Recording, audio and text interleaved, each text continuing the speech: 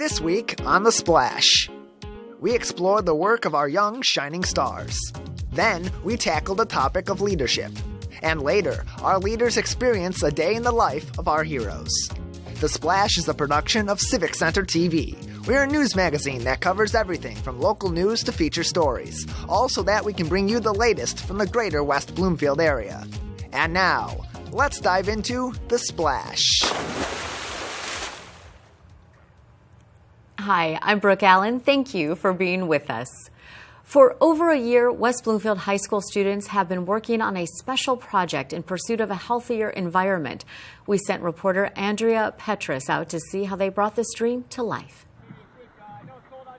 Today we're here for a solar celebration and ribbon cutting for the 20 kilowatt array that my students were able to research, do all the energy auditing, solar resource assessment, raise all the funds, win all the grant money, and actually install this thing to power the entire science department at West Bloomfield High School. So we're real excited about it. The solar array, which has already been turned on, will actually provide all the energy, the electrical energy that the science department needs to run. And these kids are really ready to go. They're ready to transform Michigan's economy, protect our environment, stop climate change, and they are leading the charge. It went from us having little hope, honestly, to just getting we put in a lot of effort, and we saw a response, and we saw actual reward for doing that. It all started with kind of a germ of an idea in 2016. The kids did all the research to figure out how much energy the science department was using. They did all the solar energy measurements to see where we could put this thing, and they did all the calculations to determine how much solar it would take to actually power the science department. And then they raised all the funds, they wrote all the grants, they won the grants, totaling over $24,000 to put this 20 kilowatt solar array in. So on day one, we start saving money, and after 5 years, we actually own the array. So all of the power that's created by the panels, then it's wired to an inverter. It's a 20 kW system, which will produce about 25,000 kilowatt hours a year, which is about the equivalent of 4 to 5 homes worth of power. So it will be a small fraction of the amount of power this school needs, but is hopefully the leverage and the education that the school district needs to understand how they can move forward. I think the biggest thing that it's going to do is allow teachers like Josh to be able to integrate the idea of solar into the curricula. We'll be able to try different angles with different panels. This is a real live experiment to see which is the best. So it's kind of exciting. Students get to do a real live science that actually matters, that actually, if we are successful, saves our school money. The other thing that my students are very interested in is expanding this project to other schools, not only in our own district, but to other districts. And our goal would be ultimately to try to power an entire school with solar. These systems can last 40 or 50 years. So all that electricity for free, that is a really good deal. Really, to just look at what we've accomplished, it makes you kind of go speechless. Because, I mean, we're high school students. We didn't even expect we could get this far. And it's really amazing to us that we actually made it this far, and we are actively making a difference. Reporting for The Splash, I'm Andrea Petrus. And to find out more, you can visit civiccentertv.com/WBHS Array. Student athletes are under a lot of pressure both at home and at school as they mold themselves into local community leaders. We recently sent reporter Ryan Younglove to Orchard Lake Middle School to see how a former football star is helping them make that adjustment. I'm here today at Orchard Lake Middle School, where the Greater West Bloomfield Community Coalition has invited Greg Jones, a former NFL player, to teach young students about leadership. This program today that was a little bit of a request was about leadership and character. I think leadership is so crucial right now for guys in middle school transferring or making the switch over to high school, because they're leaders right now, and they're getting ready to go to be around some older guys, and it's important for them not to lose what they've already learned from their young time in leadership, but actually being able to rise up to the occasion, because a lot of the young guys are in sports and they're getting ready to go from an 8th grade level to a high school level where the competition is a lot harder, where they are going to be tested in many different ways. But a lot of those guys will have to be or try to be leaders at that next level. And today and yesterday were more to just provide some tools for them so that way they can understand what they need to do and what they need to accomplish to be leaders at that next level. I came to the Alliance Coalition for Healthy Communities. I just wanted something for the athletes because I know athletes mask a lot. And not just necessarily pain, but the stress, things in their mind that they feel they can't get off their chest, whether it be male or female. But there's a lot that they mask. I just want them to take whatever that I'm teaching them, whether I bring in a new speaker or I teach them a topic. I just want them to take that into their everyday life.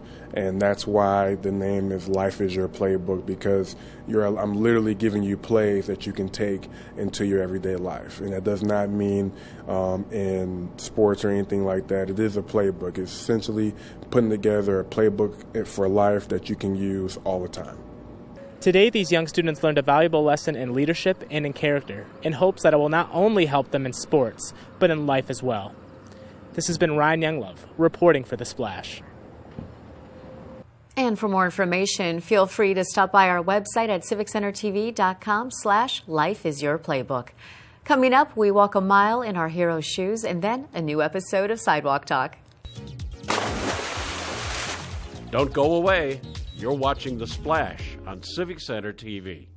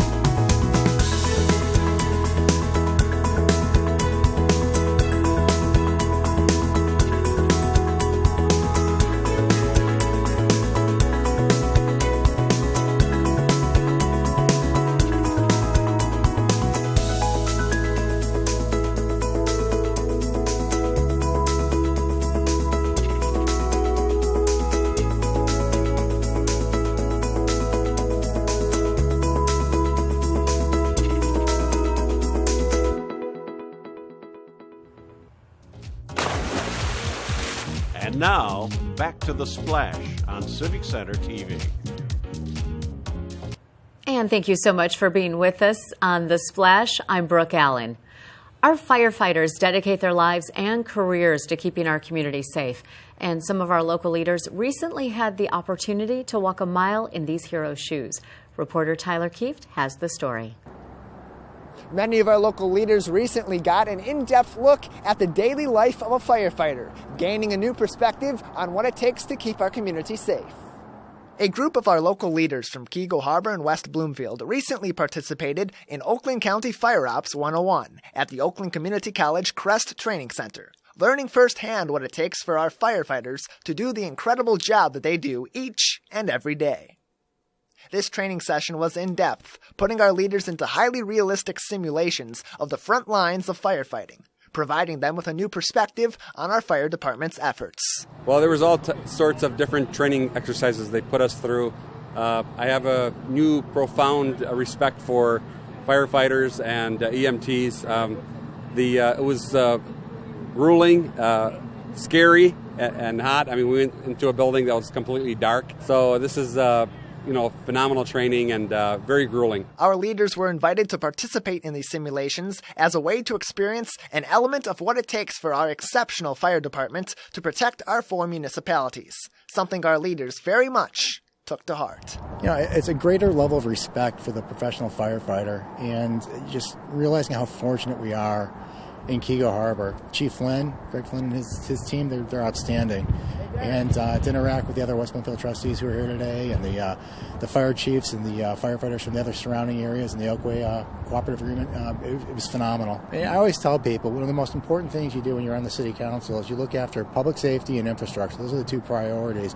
Public safety, of course, being the police, and the other half, the fire, the EMS. Understanding what they go through is critical. To understand the resources that are needed, so I can take it back to the Tri-City Fire Board and take it back to the residents and explain why we need to support the West Bloomfield Fire Department. And with the experience came a new perspective and a renewed respect for what our firefighters are willing to go through to maintain our community's trademark safety. A sacrifice all of our participating leaders do not take lightly. I always respected them, but this after experiencing some of the things that they do, like the jaws of life and saving our citizens, it's truly hard work, and I have the utmost respect for them. Next time you see the firefighters, thank them. We had one-on-one relationship. I got to know a couple firefighters that I've never met before. If you see them out in the street, just say thank you. Appreciate all the work that you're doing for us and helping keep us safe in the community. Our local firefighters are really willing to go through a lot to keep you and I safe. Smoke, fire, and intense heat. There's a lot that they will sacrifice to keep our community one of the safest in all of America. And for that, we thank them. From Oakland Community College Crest, I'm Tyler Keefe, reporting for The Splash. And for more information, you can visit civiccentertv.com/fireops101. And now it's time for Sidewalk Talk, where reporter Samana Sheikh asks the people of Greater West Bloomfield a very spooky question.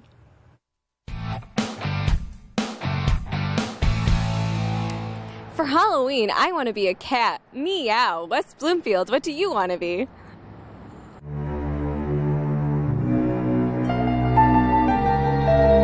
I would be a butterfly. Oh, that's cute. Like a regular butterfly or like a magical one? Yeah, more like a pretty, glittery, more fancy butterfly. For Halloween, I'm being a unicorn with a few other friends. That's cute. So how are you being a unicorn? What are you doing? We're dressing up in onesies. Oh, cute. Well, I might dress up as a box turtle because I think they're... The strategy for saving themselves is that they have a hinged bottom shell that kind of hinges upward into the upper shell and really protects them, essentially like a box, with the limbs and the head and the tail all being hidden in, and they become an impenetrable obstacle for predators. So I think that's pretty exciting. I don't really know. I really like cats, and I haven't done a cat yet, so I think I'll just get the little whiskers and just do some eyeliner and do something cheap and quick. Definitely. You should try a magical cat and make your whiskers different colors. Ooh, that'd be fancy. Do a little rainbow. That'd be cute. Yeah, it would be very cute. I'm not really into like the costumes, dressing up. I like handing out candy more and just seeing the little ones in their costumes. So. Oh, we're going as the Incredibles. That's so cute. So Halloween's not too far away. If you were to dress up, what would your costume be? So a lot of people say my doppelganger is Aziz Ansari, so I maybe dress up as him. If I was going to dress up. I actually see it after you see. Yeah. I do like Aziz Ansari. Yeah, he's a funny guy. He's a funny hilarious. guy. Yeah. I want to be a Hershey Kiss with my friends. I don't know. Maybe Sia, like the little, not Sia, but you know that little girl with the hair, the short hair with the bangs, and it covers the face. I would want to do that. I love Sia.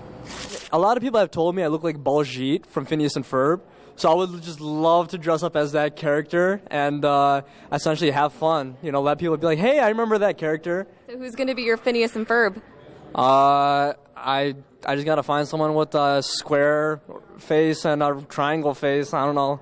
We'll see. You're hilarious. Okay. Remember, if you ever see us on the streets of West Bloomfield, Sylvan Lake, Orchard Lake, or Kego Harbor, stop by and be a part of Sidewalk Talk. And for more episodes of Sidewalk Talk on demand, visit civiccentertv.com/sidewalk talk. And now it's time for the Civic Center TV event update, where we provide you with upcoming events around Greater West Bloomfield. And for more events coming up, visit civiccentertv.com/events. 「And Delightful Yoga, Wednesdays now through December 11 a.m. to noon at Spirit of Grace Church in West Bloomfield. You can improve the strength of mind, body, and spirit with this fun introduction to yoga. This class is for beginners, experienced yogis, and every level in between. Improve your flexibility, muscle strength, endurance, and make some new friends. It is $7 per class or a monthly rate of $25. For more information, call 248-682-0770. And Tot Spot, October 17th from 10 a.m. to 10:30 a.m. at the West Bloomfield Township Public Library. Kickstart your child's learning and encourage the love of reading while joining us for a language-rich story time. It combines stories, finger plays, music, and movement so that active toddlers can learn while they play. These hands-on activities help develop cognitive, social, math, and sensory motor and early literacy skills. You can find more information at wblib.org. Baby Time happening October 19th, 10 a.m. to 10:30 a.m., also at the West Bloomfield Township Public Library's main campus. It's never too early to introduce your child to books. Come stimulate your baby's brain development through movement, rhymes, puppets, books, and so much more. There is an interactive program designed for pre-walking infants up to 12 months old. For more information, visit wblib.org. West Bloomfield Lakers football in their league crossover game Friday, October 19th. 89.3 WBLD, the all-new Lakes FM. Dave Scott and Tyler Keefe with live coverage and analysis. Kickoff at 7 p.m. and our coverage begins at 6:30 p.m. Plus, there will be a live post-game show after the final whistle. Listen live on 89.3 WBLD, online at lakesfm.com, and on Civic Center TV and WBTV. Share Support Group meets Tuesdays and Thursdays at the Henry Ford Maple Grove Center in West Bloomfield, 4 p.m. to 5:30 p.m. Share concerns, have help and support from your peers, neighbors, and helpful experts. Address your needs, review ways to cope, and empower rather than enable your family members in the supportive adult group centered on adult addiction and recover education as well as family support. This group is offered only to those with 6 months or more of sobriety from alcohol or other drugs. For more information, contact Lisa Kaplan at 248-661-6100. Monster Mash at the Orchard Mall, October 26th from 6 p.m. to 9 p.m. This is a great opportunity for kids 2 and above to have a safe, fun, and not so scary Halloween party right in the heart of our community. Dress up in your best costumes and maybe even win some fun prizes. Participate in a Halloween maze and treats, go on a Ghostbuster scavenger hunt, and much more with tasty cider and donuts. The cost of admission is $5. For more information, contact Kelly Woodley at 248-855-3330. The Chaldean Cultural Center open hours Fridays from 11 a.m. to 3 p.m. at the Chaldean Cultural Center and Shenandoah Country Club. Learn about the history, traditions, and culture of the Chaldean people. It's $5 for a self-guided tour and $10 for a guided tour. Schedule a tour and find more info at chaldeanculturalcenter.org. And that's this week's highlights. Find out more events online at civiccentertv.com/events and everything going on in the greater West Bloomfield area. We're going to take a short break, and when we come back, we'll be speaking with Jianna Taylor, English Language Arts Curriculum Specialist for the West Bloomfield School District, coming right up. Don't go away. You're watching The Splash on Civic Center TV. Civic Center TV is your home for everything greater West Bloomfield. Here you can tune into community programming such as our weekly news magazine show, The Splash, as well as coverage of local events and meetings in Keego Harbor, Sylvan Lake, Orchard Lake, and West Bloomfield. You can also watch all of your local programming online anytime at civiccentertv.com. Civic Center TV, television that's close to home. Civic Center TV has gone social. Now it's easier than ever to watch, save, like, and share our videos online.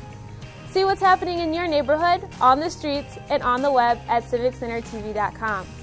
Be a part of the conversation and get involved. We would love to hear from you. For links to our social media pages, visit us at our website or find us on Facebook, Twitter, and YouTube. Civic Center TV, television that's close to home.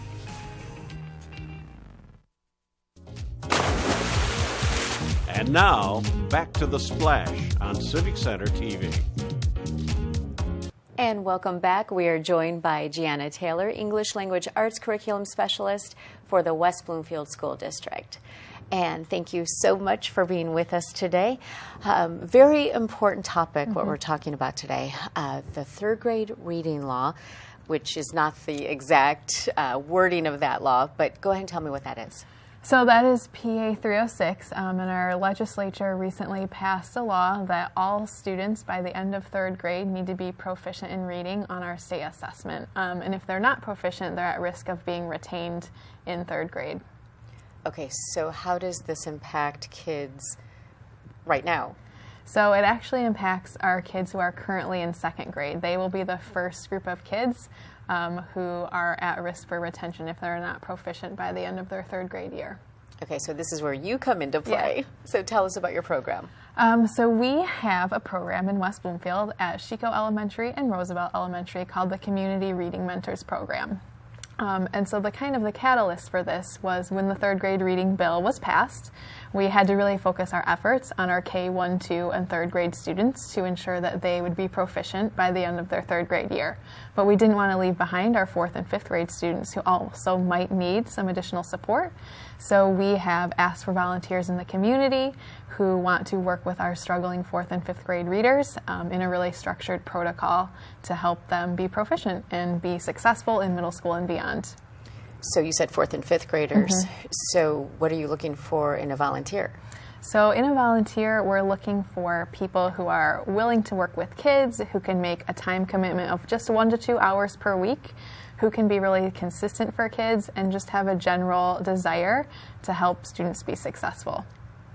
How important is reading? So reading is everything. Think about all the reading that a person does in the day, from just reading street signs to cereal boxes. Reading is kind of the foundation of everything else that a student and a person will do throughout their schooling career and throughout their life. Okay, so you said fourth and fifth graders, you need volunteers and you need that commitment. Yes. And reading is kind of building a relationship, isn't it? Right. So what we found from the mentors last year is that they felt so proud and so happy of the relationship that they had built with these students, even if the students didn't become fully successful on grade level readers by the end of the year. They had 30 minutes of one-on-one attention from an adult, and they built these relationships, and for so many of our kids, they might not ever get that. And so the relationship component was one of the best pieces of this program. So do you have volunteers from last year returning? Yeah, so we just recently trained 10 new volunteers, and we have about 15 returning from last year, but we're always happy to have more. Okay, so how do potential volunteers contact you? So they can contact me through my email address, jianna.taylor@wbsd.com, or they can just go on our website and contact the curriculum department. Okay, so then let's talk about the kids for a minute. Yeah. So you said fourth and fifth grade kids. How do they qualify for this program? So with the third grade reading bill, all students actually in grades kindergarten through 10th grade have to take what is called a universal screener. And a universal screener helps us know if students need additional help in reading. It's kind of like a temperature check. If your child is sick and you feel their head and it's warm, you probably know that something is wrong, but you need to dig a little deeper to know exactly what is wrong. So that's kind of what a universal screener does for our students in reading.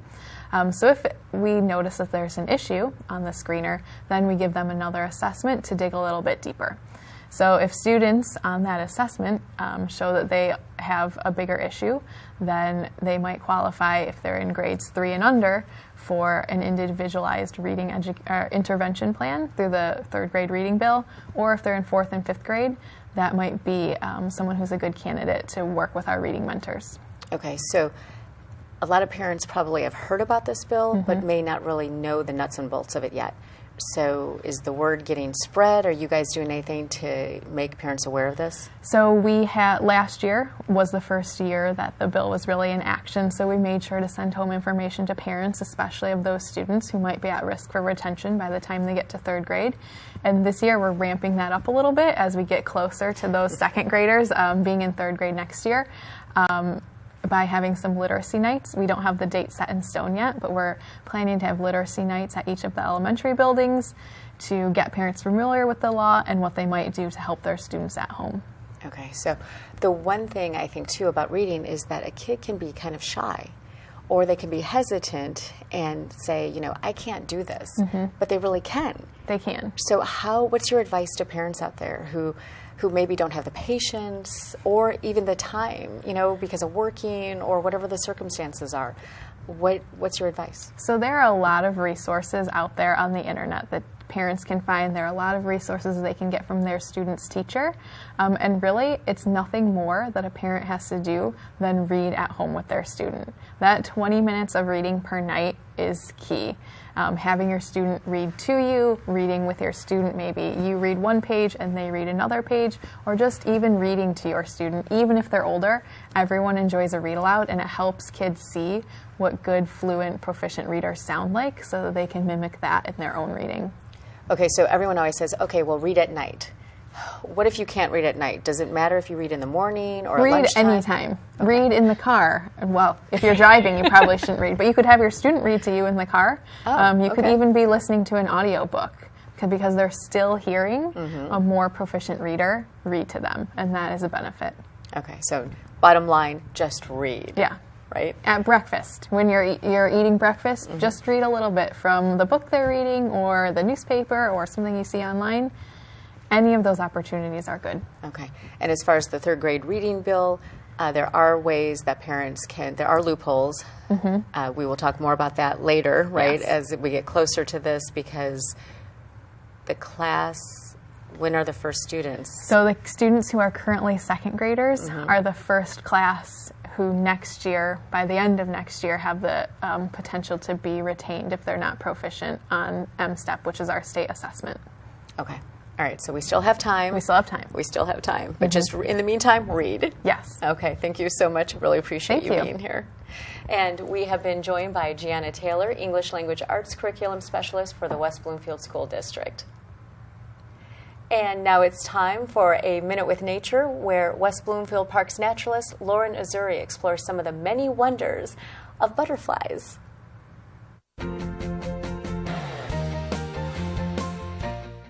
Hello and welcome to Minute with Nature. I'm your host, Lauren Azuri, the park naturalist for West Bloomfield Parks.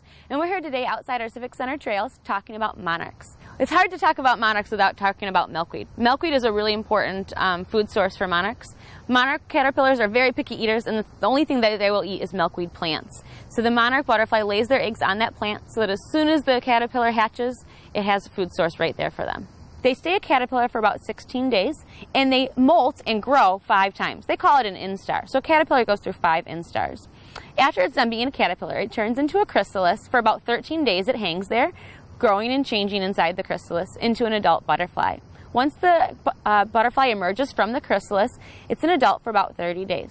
The other big thing about monarchs that's extra special is their migration, and that happens right around the fall time, early September. So monarchs will take a long journey from here in Michigan to Texas and all the way down to Mexico as well. But they don't stay in Mexico for very long because there's too much competition there. They need more flowers to drink nectar, so they will arrive back in Michigan. It's a different generation, though. So the generation that flies to Mexico is not the same butterfly we see next time in the spring.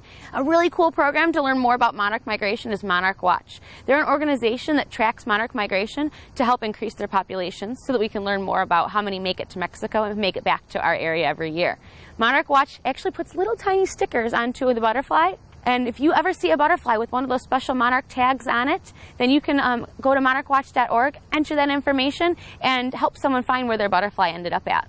How else can you help monarchs? Well, you can plant milkweed in your yard so that they have a place to lay their eggs and a food source as caterpillars. And then you can plant many nectarine flowers in your yard so that they have a food source as adults and butterflies. Another thing you can do is create what they call a monarch way station. So as they're making their way down to Mexico, they need to take snack breaks. So make sure that you have everything that they need. Some shelter, some water, a shallow dish works well for them, nectarine plants, as well as that milkweed. And that's your Minute with Nature. For more episodes of A Minute with Nature, visit civiccentertv.com/MWN.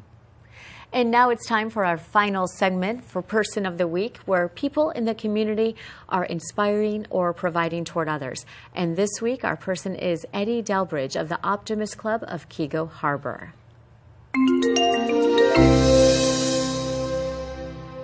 A member of the Optimist Club of Kego Harbor, Eddie Delbridge's commitment to being a strong supporter of the youth of our community is ingrained in the very fiber of her character. Eddie's contributions to Kego's Optimist Club help to support programs in our community that encourage our youth to be upstanding citizens both in and outside of the classroom. A great example of Eddie's dedication to bettering our community is her work organizing the very first Trunks Half Full sale, a benefit held by the Optimist Club of Kego Harbor that was years in the making. Eddie's efforts help bring together longtime friends, neighbors, and visitors as a way of introducing members of our community to one another, all while continuing to facilitate scholarships and programs that pass those sentiments on to the next generation. Eddie's efforts in the community help build and pass on the values of community service and the common good, which is why she is our Person of the Week. And if you know someone who is making a positive difference, let us know. Send an email to thesplash@civiccentertv.com.